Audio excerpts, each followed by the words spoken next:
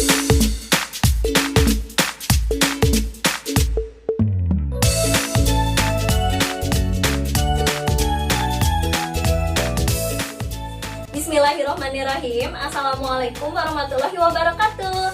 Halo anak-anak keren dan hebat, bertemu lagi dengan Bu Yuli. Bagaimana kabarmu pada hari ini? Semoga kita selalu diberi kesehatan oleh Allah Subhanahu wa Ta'ala. Amin. Anak-anak, materi yang akan kita pelajari hari ini yaitu tema 3, benda di sekitarku, subtema 1, aneka benda di sekitarku, tentang mengenal bahan dasar benda dan ukuran satuan panjang. Anak-anak, bahan dasar benda yang akan kita pelajari hari ini yaitu plastik. Nah, di sini Ibu mempunyai teks bacaan tentang bahan dasar benda plastik. Yuk kita baca bersama-sama. Plastik, solusi dan masalah. Nah, anak-anak, coba perhatikan benda-benda yang ada di rumahmu.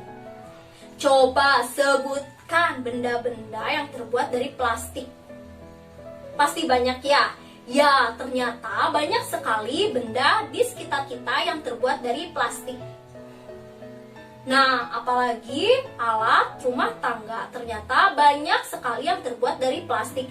Mulai dari gayung, ember, sampai sendok nasi atau centong nasi terbuat dari plastik.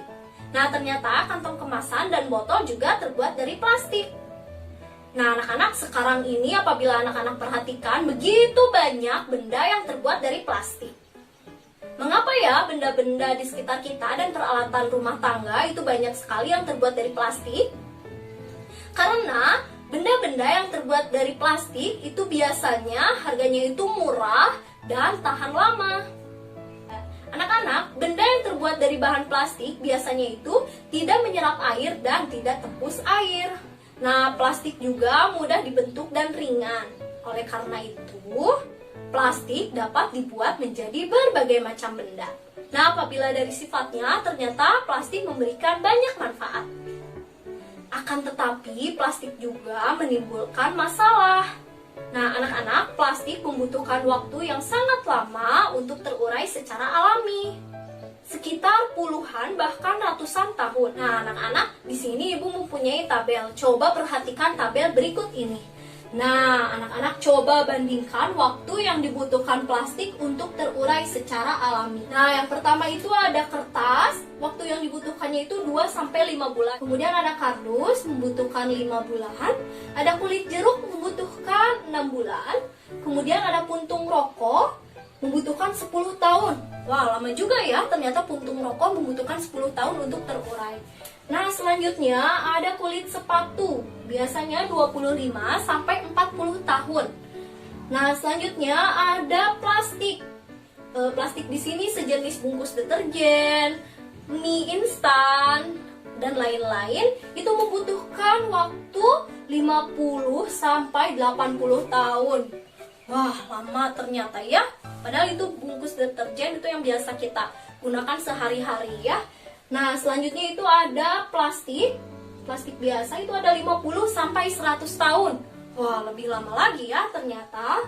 Nah, selanjutnya ada kaleng soft drink yang terbuat dari aluminium, biasanya 80-100 tahun. Nah, selanjutnya ada aluminium, biasanya terurai 80-100 tahun, sama seperti kaleng soft drink tadi. Nah, selanjutnya ada baterai. Batu baterai, yaitu dapat terurai dalam waktu 100 tahun. Lama sekali ya. Nah, selanjutnya ada kantong plastik atau tas kresek yang biasanya kalau kita belanja suka dikasih kantong kresek. Itu juga ternyata membutuhkan waktu yang sangat lama untuk terurai, yaitu 10-20 tahun. Nah, yang terakhir ada styrofoam.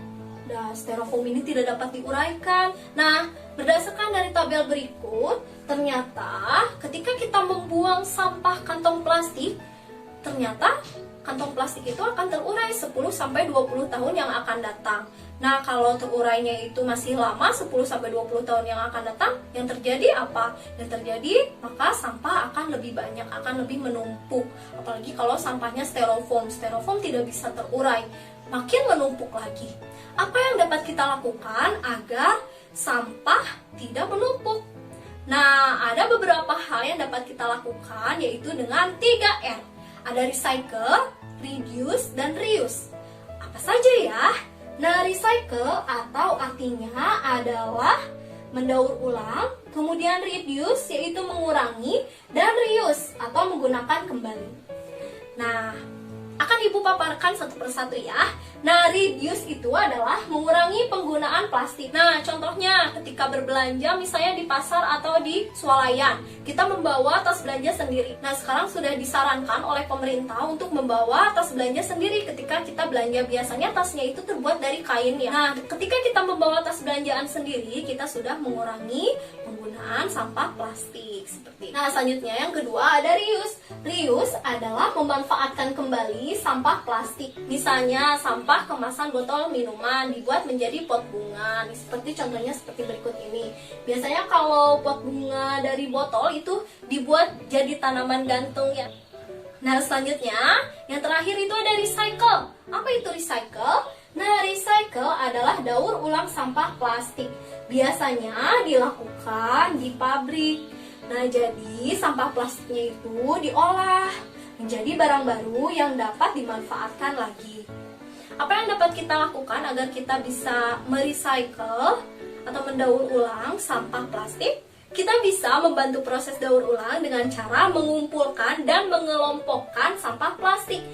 Misalnya sampah bekas deterjen, sampah bekas mie instan, sampah bekas sabun, itu bisa kita kelompokkan dengan sampah botol atau sampah kantong kresek. Jadi dipisah dengan sampah yang misalnya sampah basah seperti bekas makanan. Jadi ketika kita buang sampah, itu kita pisahkan, jangan disatukan.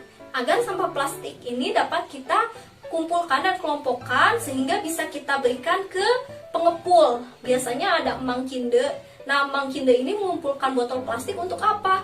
Botol plastik itu untuk didaur ulang oleh pabrik. Jadi untuk membuat plastik yang baru seperti itu.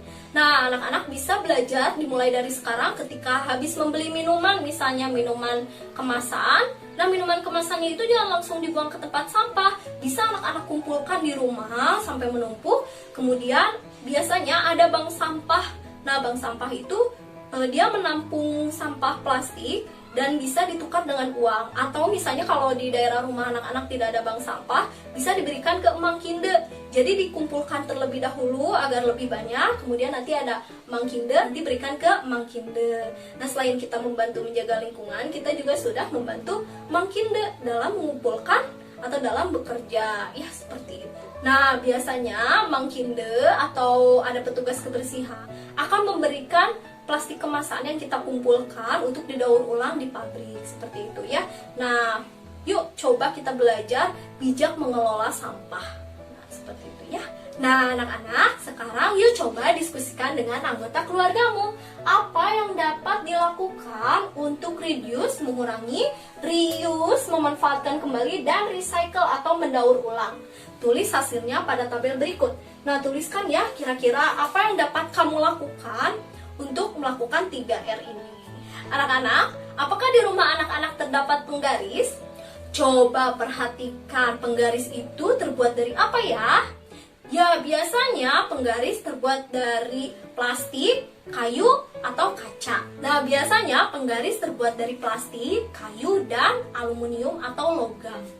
Nah, anak-anak, coba perhatikan satuan yang ada pada penggaris atau yang ada pada garis-garisnya ya. Nah, biasanya di sana satuannya itu ada lebih dari satu satuan panjang, yaitu ada satuan meter, ada satuan sentimeter, dan milimeter atau mm. Nah, anak-anak, yuk coba perhatikan contoh berikut ini. Benny mengukur panjang pita. Ternyata panjang pitanya itu adalah 5 meter 30 cm atau 5 meter lebih 30 cm. Nah, kira-kira berapa panjang pita dalam satuan sentimeter? Nah, pertama-tama kita tuliskan dulu nih. Berarti 5 meter tambah 30 cm. Nah, kemudian kita uraikan. Berarti 5 meter itu adalah 500 cm. 5 kali 100 atau 500 cm. Nah, kemudian yang sentimeternya tidak perlu diubah, tetap jadi 30 cm. Maka 5 meter 30 cm itu sama dengan 500 cm ditambah 30 cm. Hasilnya 530 cm. Jadi panjang pita yang diukur Benny adalah 530 cm. Seperti itu. Nah, agar anak-anak lebih memahami tentang satuan panjang, yuk coba anak-anak berlatih mengubah satuan sesuai dengan yang diminta. Nah, caranya itu menggunakan cara yang tadi yang Benny ya, yang Benny mengukur pita. Nah, kurang lebih caranya seperti itu. Anak-anak dapat menuliskan jawabannya di buku catatan anak-anak. Nah, anak-anak, alhamdulillahirobbilalamin, demikian pembelajaran kita hari ini. Tetap semangat, tetap jaga kesehatan, dan tetap ceria. Sampai berjumpa kembali. Wassalamualaikum warahmatullahi wabarakatuh.